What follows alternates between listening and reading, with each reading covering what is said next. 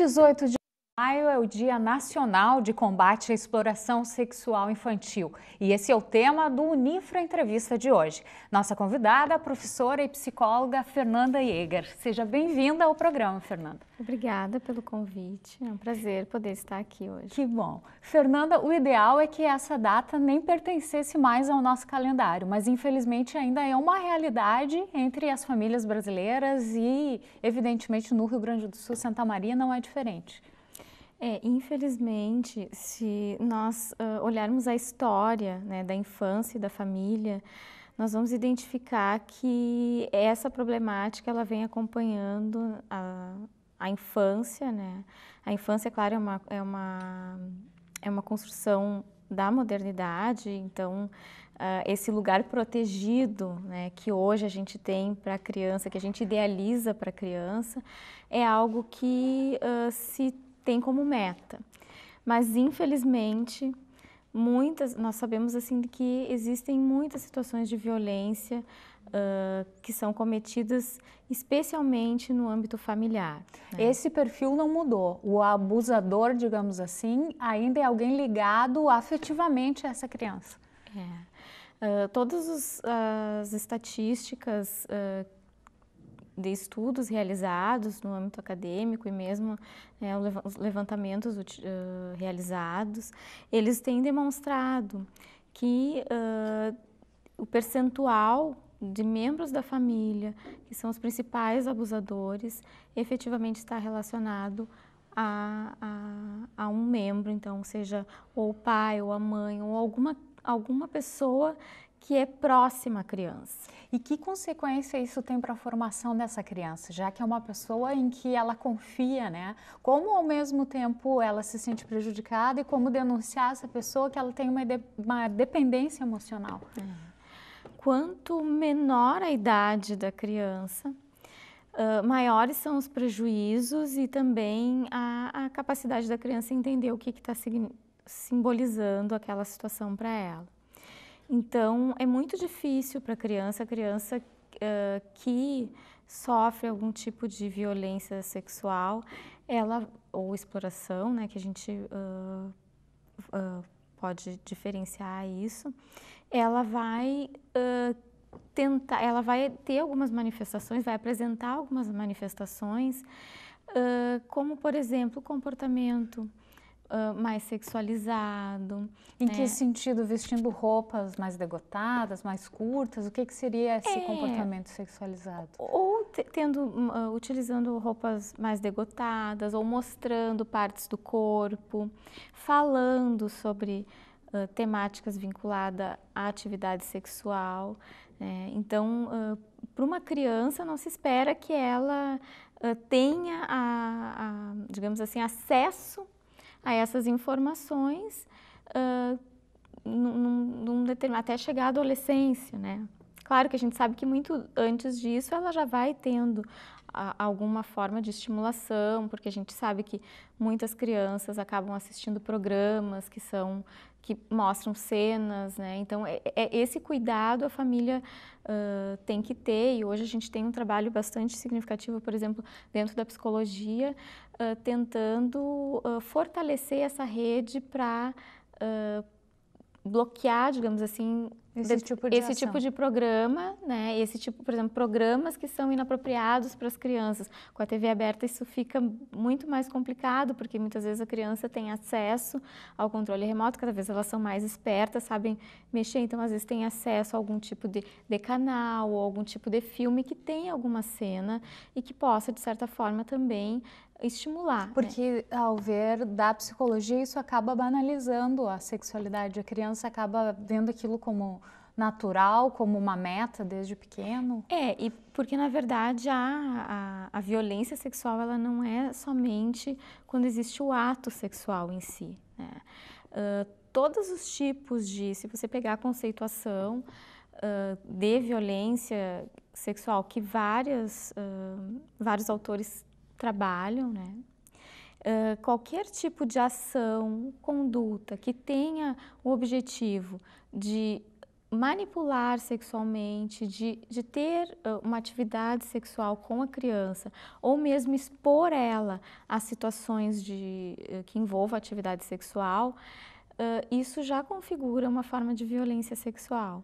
Então, às vezes a gente tem a ideia de que a violência sexual é somente quando existe o abuso, né? Então, o abuso físico, sexual, ele é uma das formas, né, de violência sexual.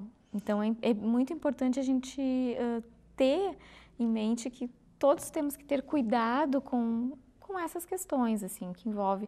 A gente vê cada vez mais as crianças também com uma hipersexualização. A sociedade, de certa forma, as músicas, né, tem, de certa forma, também potencializado, digamos assim, essa dimensão. E isso de certa forma, traz um prejuízo para o desenvolvimento da criança, porque ela não está preparada ainda para lidar com essas informações. E que outros indícios, não só os pais, mas os professores, né, que têm bastante contato diário com essas crianças, podem começar a perceber no comportamento delas de que alguma coisa não vai bem? A criança, por exemplo, que pode vir apresentar, eu acho sempre importante destacar isso, que não é uma receita, né? Sempre existe crianças que às vezes têm um comportamento diferente e estão vivenciando aquela situação, mas a criança que pode vir a ter dificuldade de aprendizagem, a criança mais retraída, que tem dificuldade de confiar no adulto, né? Às vezes a criança diz que não quer ir para casa, né? Não deseja voltar para casa, porque muitas vezes algo está acontecendo dentro de casa, né? E que ela não está conseguindo entender ou não está conseguindo lidar bem com essa situação. As crianças geralmente vão pedir apoio para aquelas pessoas que estão mais diretamente vinculadas ao cuidado com ela.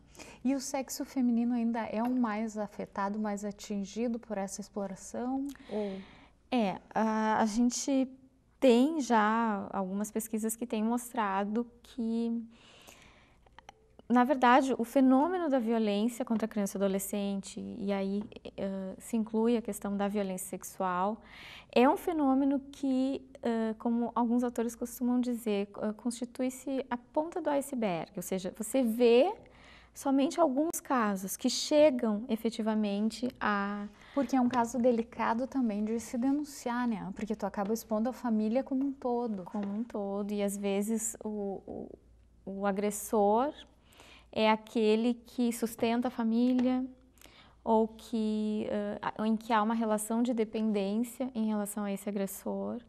Então, é muito difícil a detecção das situações, especialmente essa forma de violência que muitas vezes fica invisível aos olhos da sociedade. O que a justiça tem feito nesses casos? Ela retira o agressor de casa ou existe um abrigo, algum local dentro das políticas públicas que possam acolher essa criança ou a mãe dela para ela não ficar sozinha conforme a idade?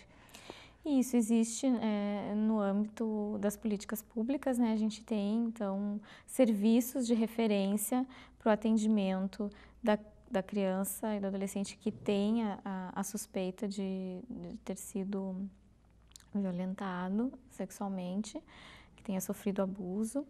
E existem também, e aí nessa instituição, que é o CREAS, que a gente tem aqui no nosso município, é feito todo um acolhimento, né, E o CREAS tem um espaço dele ou é um serviço prestado junto aos postos de saúde, por exemplo? Tem um espaço específico dele, né? E claro que a gente também tem os profissionais, existe uma regulamentação do Ministério da Saúde, né, de que quando existe alguma suspeita de abuso ou existe a detecção de situações de violência, é a necessidade de você também fazer a denúncia e acionar esse sistema, né, que é um sistema integrado que busca, então,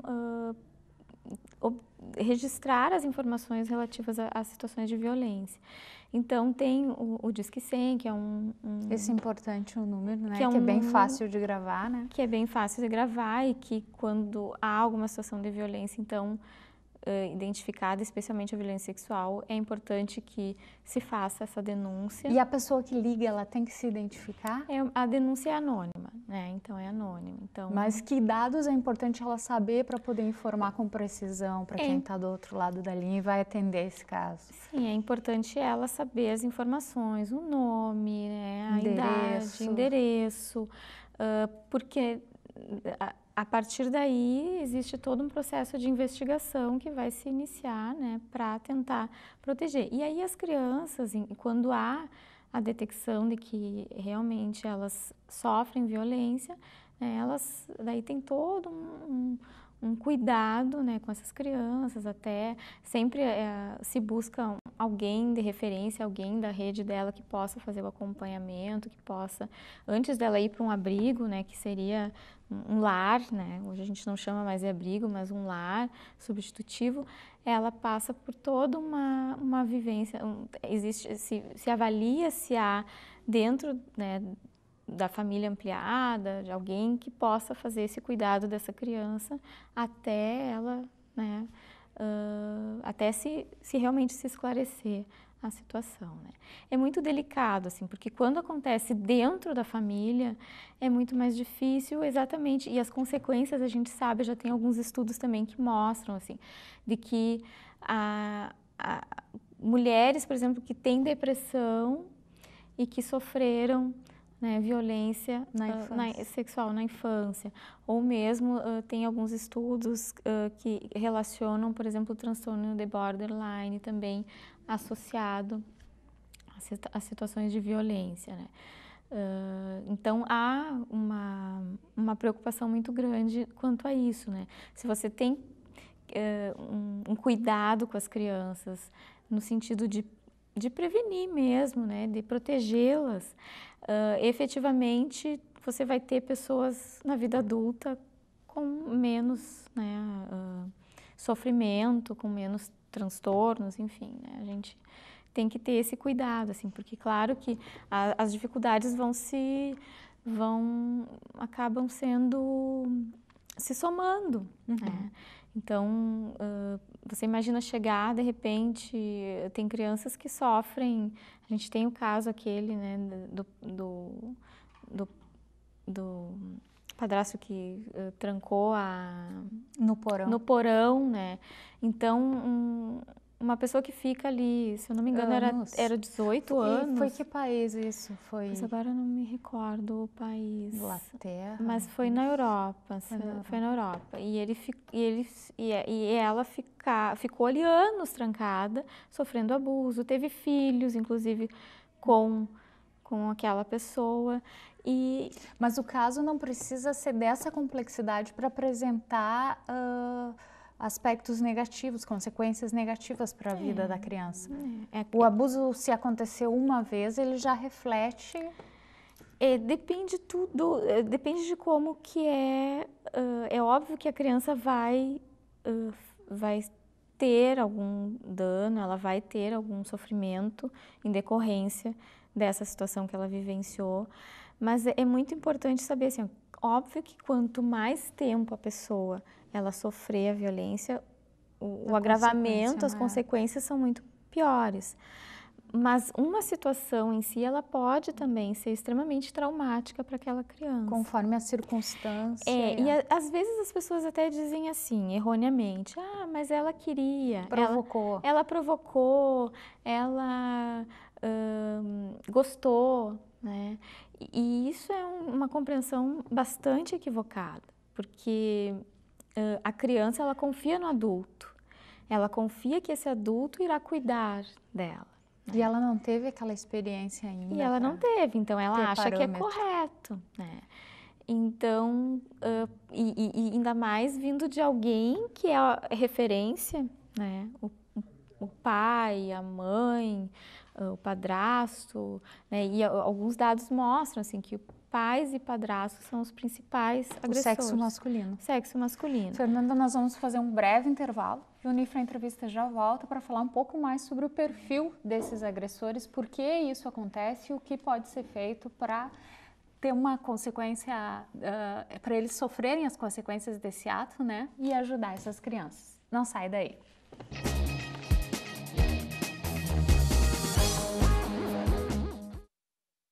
Sonho.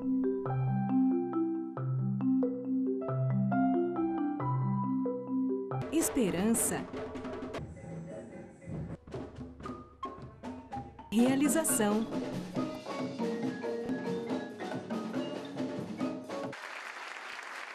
Cuíca, promovendo inclusão social através da música, transformando sonhos em realidade.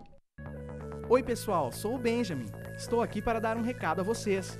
Ao saírem das salas e ambientes de trabalho, desliguem o ar-condicionado. Energia, para economizar, só precisa lembrar. O vento mudou de direção no Lar Acalanto. Agora, além de amparar crianças que convivem com o vírus HIV, a casa está acolhendo famílias e crianças que possuem doenças crônicas degenerativas.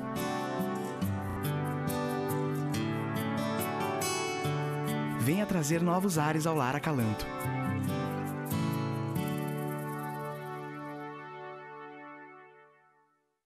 A ONG Infância-Ação já ajudou muitas crianças e precisa de você para continuar ajudando. Conheça a ONG e venha ajudar você também. ONG Infância-Ação, o bom é ser criança. Acesse e conheça onginfancia.org.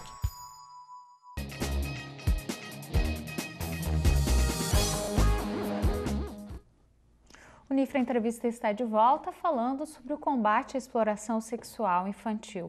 Fernanda, antes do intervalo nós falávamos do perfil desse abusador, que na maioria dos casos é o próprio pai ou o padrasto, né? E vale esse argumento de que o abusador normalmente foi abusado na infância, então ele repete esse comportamento, ou isso não é mais assim, tem que se combater? Na verdade, a gente é importante dizer que também não apenas os homens são agressores e são responsáveis pela situação de violência. Porque esse estereótipo hoje a gente já questiona. Por exemplo, muitos meninos sofrem violência sexual e muitas mulheres também praticam, né, a agressão. E tem um percentual de abusador, metade homem, 60% homem, 40% em média, mulher. Assim, 85% dessas pessoas são do sexo masculino. E a gente tem, que depende do estudo, assim, tem alguns estudos, mas as estatísticas elas vão mostrar assim, ó, que 85% das pessoas geralmente que cometem algum tipo de violência estão vinculadas ao sexo masculino. E claro que daí as mulheres também, né, são...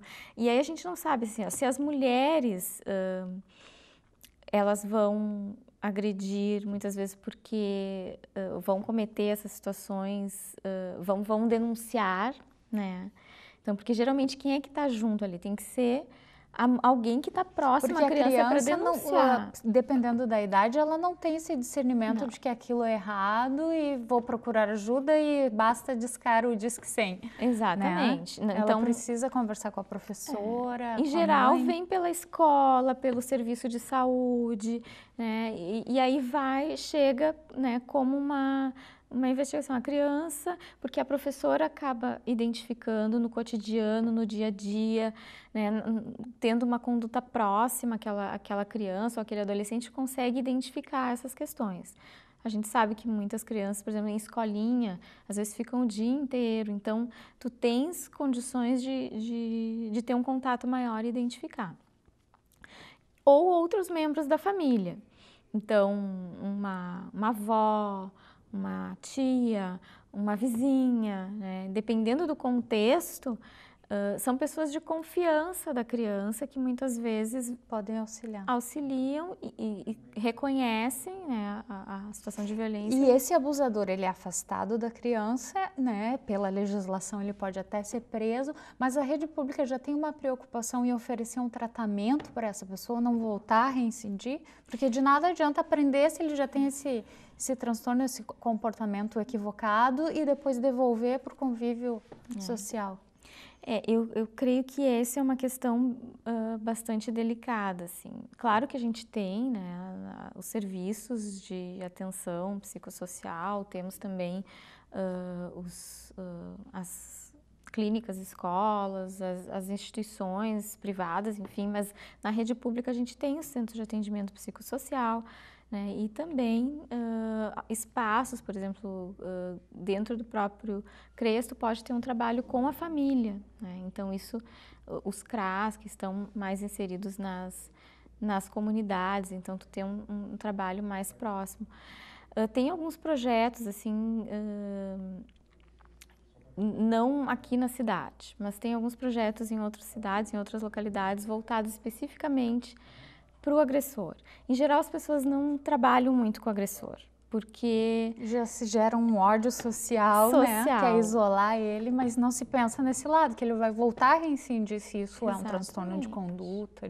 E é uma forma de tu estar também prevenindo, claro, né? De tu estar tentando evitar que ele se reintegre à sociedade e cometa outras situações como essa. E é possível, para a gente também tentar dar um exemplo positivo de um caso em que houve o abuso, tanto faz por parte da mãe com o filho, do pai com a filha, se fez a denúncia, se há esse afastamento e depois há uma recuperação e o vínculo familiar consegue ser reestabelecido?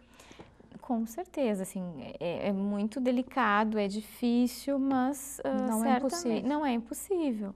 Na verdade, é necessário o tratamento, é necessário o acompanhamento, né, o apoio a essa família e tratar dessa questão, né, porque a gente vê que hoje em dia a questão da sexualidade ainda é lidada como um tabu na nossa sociedade. Então, tratar desse tema, oferecer às pessoas, inclusive, como tu falaste, assim, oferecer um acompanhamento sem que a pessoa se sinta... Ela está doente, ela precisa de acompanhamento, ela precisa de cuidado, né? Ela precisa de um cuidado especial, né? Não só quem é a vítima, mas também quem é o agressor. E isso vai fazer com que a gente consiga aos pouquinhos ir conquistando aquilo, também essa incidência. Então, claro que a pessoa ela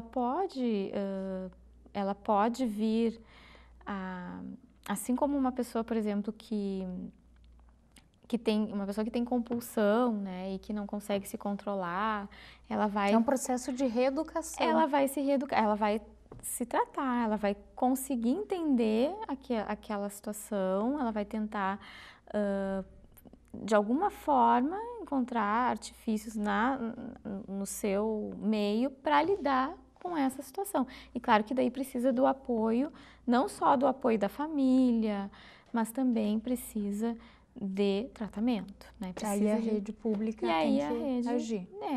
É importante nesse sentido. Porque... Só com ações como essa que essa data sai definitivamente do nosso calendário. Que é o que a gente falava antes, né? Como terminar com isso? Bom, eu acho que a gente tem que ir diminuindo, tem que trabalhar para isso, né? Eu gostaria que não tivesse essa data. Mas ela é importante para demarcar que existe, porque é um fenômeno que às vezes a gente não enxerga, né? Como eu falei antes, a gente não vê, porque ele é muito silencioso, né? Ele acontece muitas vezes no âmbito privado, no âmbito doméstico. E as pessoas ainda existe aquela ideia assim difundida na sociedade. Isso é coisa de família. Não vamos nos meter. Não vamos nos meter. Quando é o que se precisa é justamente o contrário. Exatamente. Professora Fernanda, eu agradeço a sua participação no Unifra Entrevista, todas as informações que nos trouxe.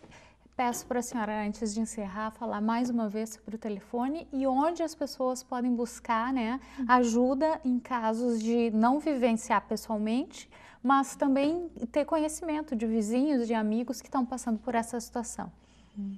Bom, eu também queria agradecer pela oportunidade de estar aqui e falar sobre essa temática, que é uma temática que